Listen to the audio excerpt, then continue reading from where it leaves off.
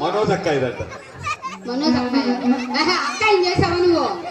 అమ్మ పిల్లోడు బంగారం వెళ్ళే ఉంటే మనోజా సంతకాడు చూశాను అమ్మాయి. మనోజ్ నువ్వు మనోజా అమ్మాయి పచ్చడి ఏమైనా పెట్టావా?